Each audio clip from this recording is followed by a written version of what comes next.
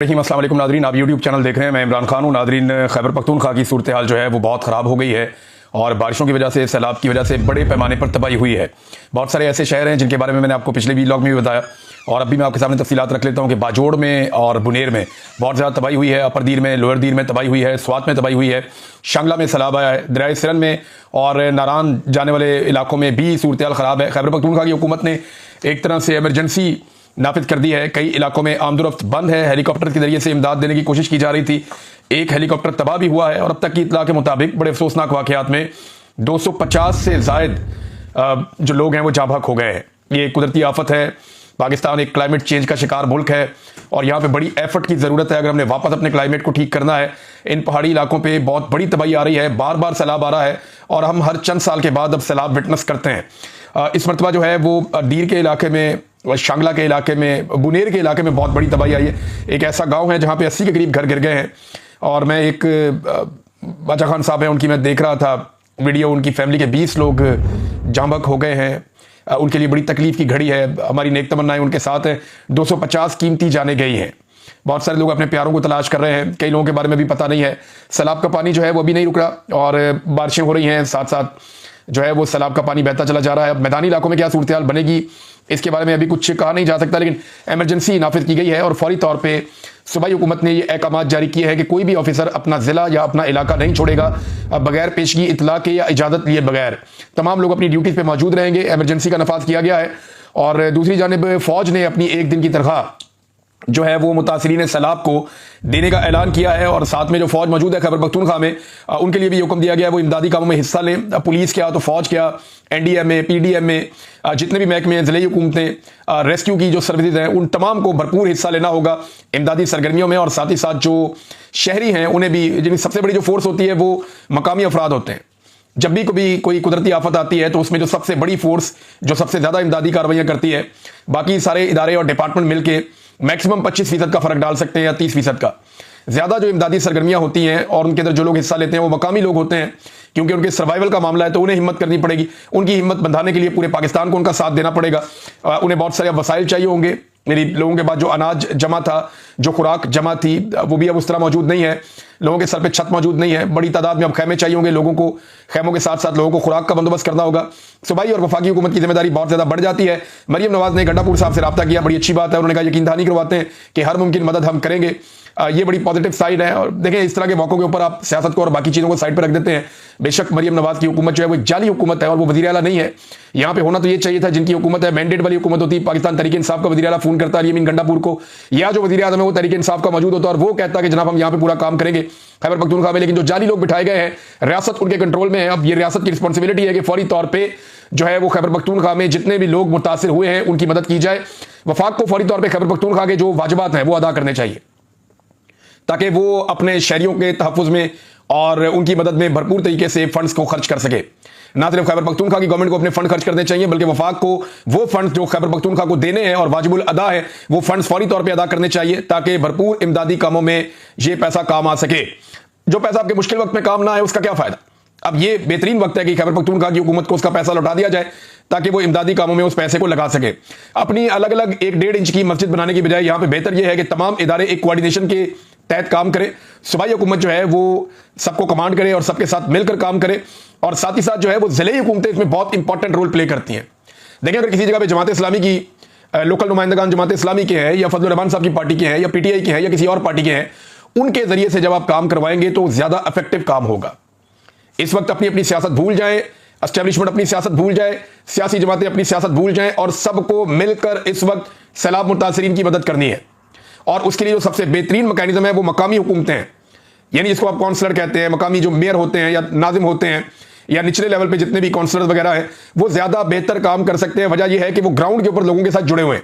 उन्हें एग्जैक्टली पता है कि उनके इलाके में यूनियन काउंसिल में कितने घर गिरे हैं, कितने लोग जो है वो बेघर हुए हैं, कितने लोग जो है जाँ बहक हुए हैं, कितने लोगों का क्या नुकसान हुआ है। तो यहाँ पे मकामी नुमाइंदगान को, जो वहाँ के लोकल लीडर्स हैं, चाहे उनका ताल्लुक जिस भी पॉलिटिकल पार्टी से, उनको मैक्सिमम इस्तेमाल किया जाए ताकि लोगों की भरपूर तरीके से मदद की जा सके।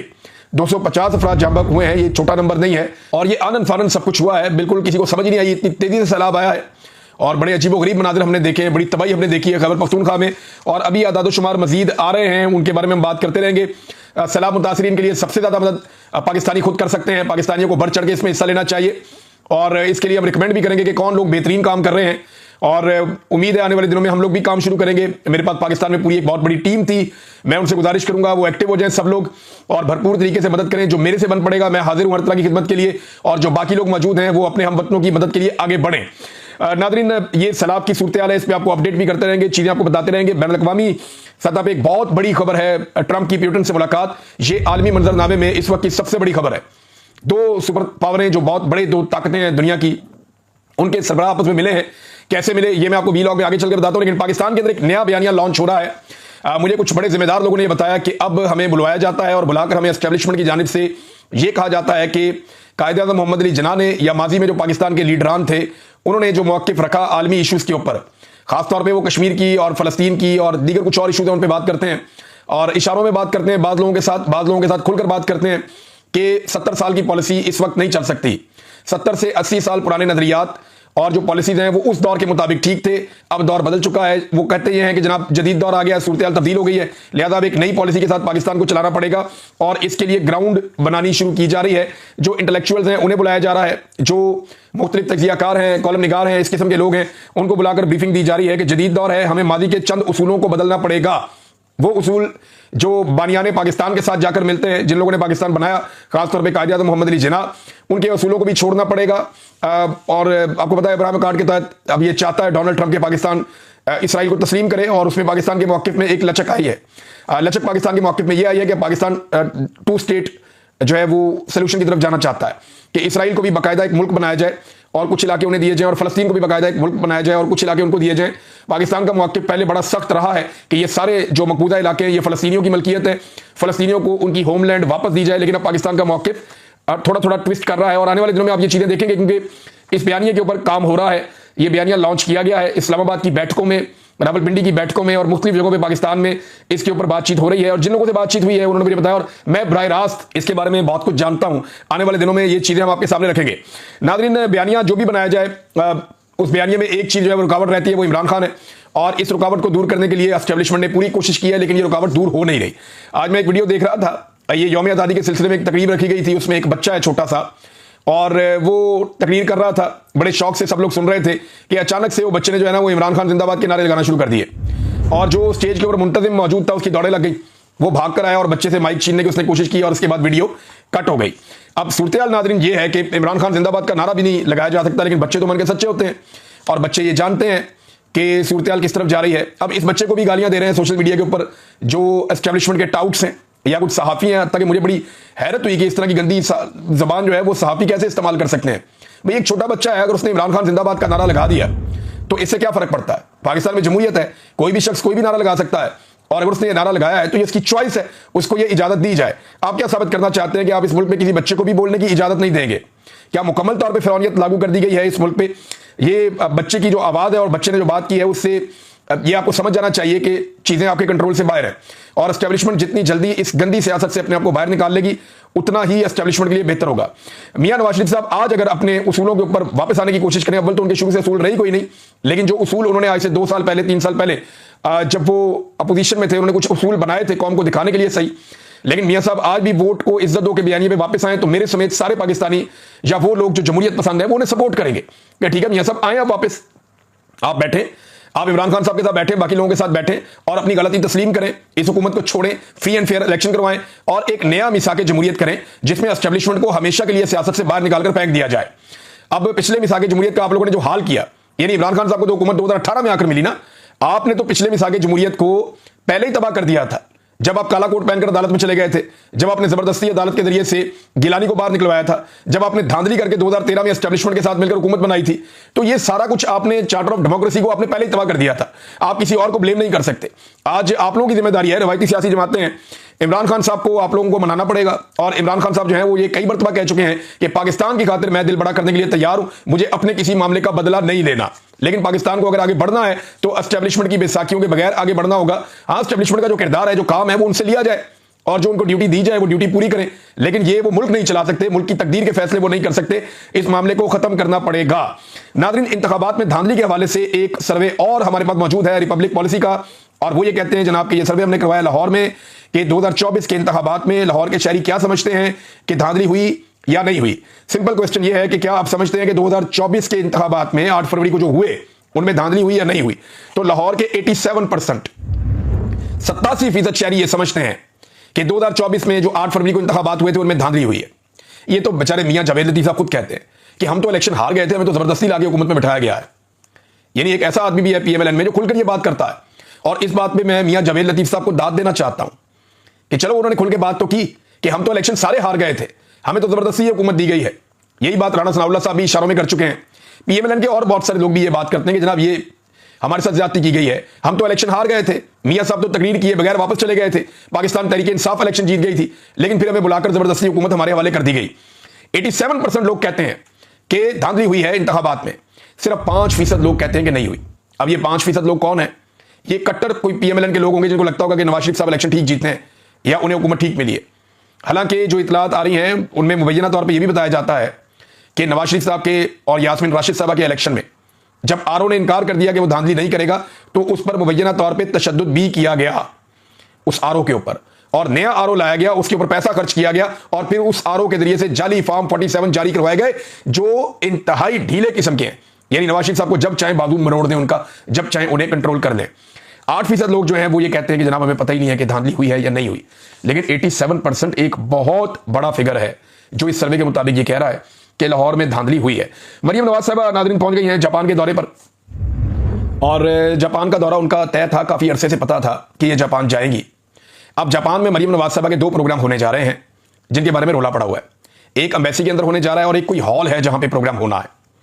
इन दोनों प्रोग्राम्स के लिए बड़ी अजीबोगरीब शराइत रख दी गई है वहां एम्बेसी और स्टाफ की जानिब से। यानी एक तो यह है कि एक बंदा जो इस प्रोग्राम में शिरकत करेगा, एक एक आदमी उसका पूरा बायोडाटा चेक किया जाएगा, उसका सारा रिकॉर्ड चेक किया जाएगा, देखा जाएगा कि यह आदमी किसी दौर में भी कहीं पे भी कोई एक पोस्ट भी इसने इमरान खान के हक में तो नहीं की हुई।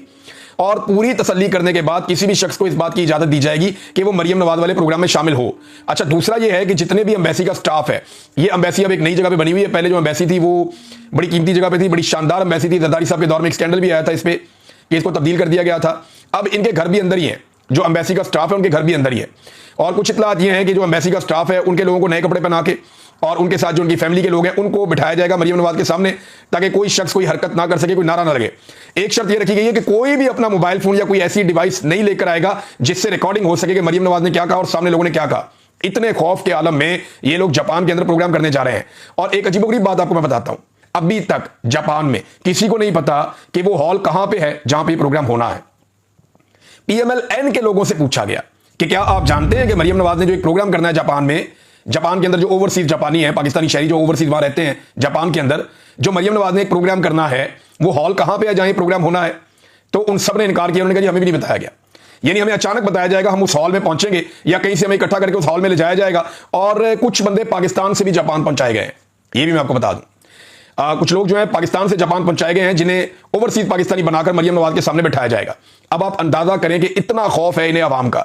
ये किसी भी मुल्क में, जापान जैसे मुल्क में ये अवाम का सामना नहीं कर पा रहे, तो ये कहां पे अवाम का सामना करेंगे। अब नाज़रीन, अब तक की सबसे बड़ी खबर, आलमी सतह पे डोनाल्ड ट्रंप की और प्यूटन की मुलाकात हुई है।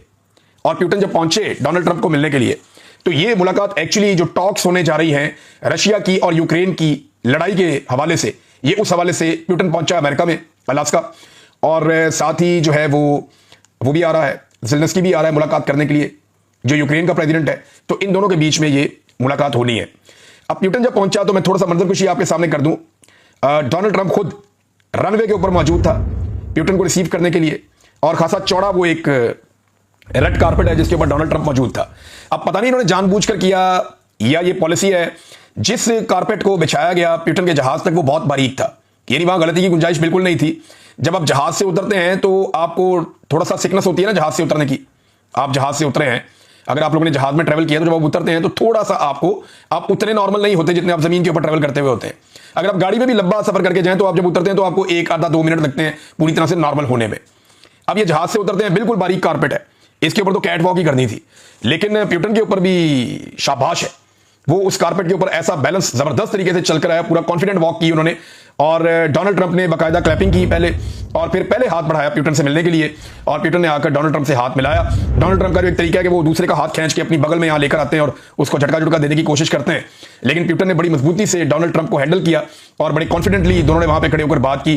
तो इसमें एक तो अगर ये शरारत थी तो काम नहीं आई, प्यूटन की जो वॉक है वो बड़ी शानदार रही, बड़ी कॉन्फिडेंट रही, बहुत बारीक कारपेट के ऊपर भी वो बहुत ठीक चलते हुए आए, और डोनाल्ड ट्रंप से उन्होंने हाथ मिलाया, मुसाफा किया। उसके बाद एक मीटिंग इन दोनों के बीच में हुई है।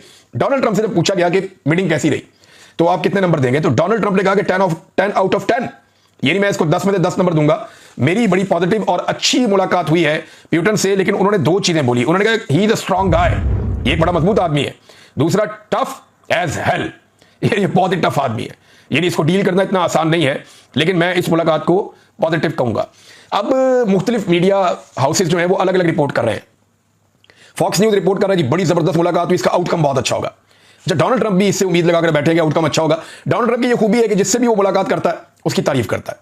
डोनाल्ड ट्रंप का ये तरीकाकार है, बहुत कम वो ऐसा करता है जैसा ज़ेलेंस्की के साथ उसने किया। वो एक बिजनेसमैन है ना, तो वो जानता है कि किसी चीज को जिससे आपने हासिल करना होता है तो उसको थोड़ी सी आपने ढील देनी होती है। तो उसने बड़ा पॉजिटिव जेस्चर दिया है, और डोनाल्ड ट्रंप इतना पॉजिटिव रहा कि अब जो अगली मुलाकात होने जा रही है, जो एक टॉक्स का सेशन होने जा रहा है प्यूटन और ज़ेलेंस्की के बीच में, यानी यूक्रेन और रशिया के बीच में, उसमें डोनाल्ड ट्रंप को दावत दी गई है कि आप भी आए और आकर उसको ज्वाइन करें। तो डोनाल्ड ट्रंप ने यह भी कह दिया कि मैं आऊंगा और ज्वाइन करूंगा। तो उम्मीद है कि यह जंग रुक जाए जो रशिया और यूक्रेन के बीच में गुज़िश्ता 3 सालों से हो रही है। अच्छा, इसमें एक चीज और भी है, 3.5 साल हो गए हैं। इसमें एक चीज यह है कि रशिया ने यह बड़ी टॉक्स शुरू होने से पहले बड़े जोरदार तरीके से अटैक किया और 10 किलोमीटर वो घुस गए, यानी जो उनका डिफेंस था उसको ब्रेक कर दिया। यूक्रेन के डिफेंस को ब्रेक करते हुए रशियन फौजी 10 किलोमीटर अंदर तक गए हैं एक दिन पहले, और उसके बाद अब आया प्यूटन मिलने के लिए। तो ये एक बड़ा मजबूत जेस्चर था, वहां ग्राउंड पे भी, खबरों में भी, और प्यूटन का आना, यूं मिलना और फिर बैठ के बातचीत करना। तो ट्रंप ने कहा कि अब ज़ेलेंस्की के ऊपर कुछ चीजें डिपेंड करती हैं कि वो अब क्या करता है। ट्रंप के पास जो हथियार है वो टैरिफ का हथियार है, पाबंदियां लगाने का हथियार है। इस वक्त पूरे यूरोप ने, अमेरिका ने बहुत हथियार देकर देख लिया यूक्रेन को। रशिया का मुकाबला ये वहां पर नहीं कर सके, ग्राउंड पे रशिया का मुकाबला करना इतना आसान नहीं है। उनके पास दुनिया के बेहतरीन हथियार हैं, और अगर इस वक्त ये रशिया के साथ, यानी उसके ऊपर अटैक तो कर नहीं सकते, रशिया के ऊपर एटमी पावर है, बहुत ज्यादा ताकत है उसके पास, तो ये पुराना दौर तो है नहीं। और रशिया जहां पे लड़ाई कर रहा है वहां वो खुद बहुत मजबूत है। यूक्रेन को सारी दुनिया ने इतना असला दिया कि किसी मुल्क को अभी तक इतना असला नहीं मिला लड़ने के लिए। 3.5 साल में यूक्रेन ने दुनिया भर के हथियार रशिया के ऊपर चला लिए, लेकिन रशिया टस से मस नहीं हुआ। वो बहुत अग्रेसिवली उसने डील किया है यूक्रेन को, और वो पीछे नहीं हटा, हालांकि ये पसीने छुड़ा देने वाली लड़ाई थी। अब इस लड़ाई के अंदर मीडिया अलग अलग रिपोर्ट कर रहा है, कुछ मीडिया कह रहा है कामयाबी हुई है, CNN ये कह रहा है कि अभी तक कोई बड़ा ब्रेक थ्रू नहीं हुआ, लेकिन आने वाले वक्त में कोई ना कोई ब्रेक थ्रू हो सकता है, और ये एक बड़ी इंपॉर्टेंट डेवलपमेंट है। लेकिन एक बात याद रहे, इमरान खान साहब ने इसी प्यूटन से मुलाकात की थी, तो उसके बाद पाकिस्तान में रिजीम चेंज हो गया था। और रिजीम चेंज की खाली वजह यह नहीं थी, पाकिस्तान की एस्टेब्लिशमेंट ने पहले से तैयारी की हुई थी। जनरल बाजवा को एक्सटेंशन चाहिए थी, और एक्सटेंशन इमरान खान साहब ने नहीं देनी थी उस वक्त। बाद में बेशक इमरान खान साहब ने कहा भी कि यार अगर ये सारा कुछ एक्सटेंशन की वजह से तो आओ मैं देता हूं, लेकिन इन चोरों को तो लाके ना बिठाओ। लेकिन जो उस वक्त बाजवा साहब है, उनके सर पे कोई और धुन सवार थी, और उस पर उनको जब ये मिल गया साइफर, तो इसको उन्होंने बतौर हथियार इस्तेमाल किया मिलिट्री एस्टेब्लिशमेंट को काबू करने के लिए कि भाई अमेरिका का भी ऑर्डर आ गया, अब हम पीछे नहीं हट सकते। लिहाजा पाकिस्तान में रिजीम चेंज हो गया। अब इसी प्यूटन से मिलने से रिजीम चेंज हुआ था। आज वही अमेरिका रनवे पे खड़े होकर, उनका प्रेसिडेंट उसी प्यूटन का इस्तकबाल करता है और उसके साथ बातचीत करते हैं, और अपने उस हमायती के ऊपर दबाव डाल रहे हैं सुलह के लिए और जंगबंदी के लिए, जिसको उन्होंने दुनिया भर के हथियार फराहम किए थे। तो दुनिया के अंदर जो रियासतें हैं ना, वो अपना फायदा सोचती हैं। पाकिस्तान की एस्टेब्लिशमेंट अपना जाती फायदा सोचती है, अपनी रियासत का या मुल्क का फायदा वो बाद में सोचती है। यही एक अफसोसनाक पहलू है जिसका हमें दुख है, पूरे पाकिस्तान को दुख है। यानी एस्टेब्लिशमेंट अपने मफाद के लिए कुछ भी करेगी, ये तो हमें पहले ही पता था, लेकिन वो अपने मफाद को पाकिस्तान के मफाद के ऊपर हावी कर देगी, और अपने मफाद को पहले रखेगी और पाकिस्तान के मफाद को बाद में रखेगी, इसका आइडिया बिल्कुल नहीं था। और इस चीज ने पूरी कौम को धचका दिया और दुख पहुंचाया। नाज़रीन, इस वीडियो का वक्त खत्म हो गया है, लेकिन मेरी गुजारिश है कि अपने हमवतनों की बहुत मदद करनी है। हम सब ने बहुत काम करने वाला बाकी है, और हम इस पर बात करते रहेंगे। सलाम मुतासिरीन के लिए दुआ भी करें, उनकी मदद भी करें।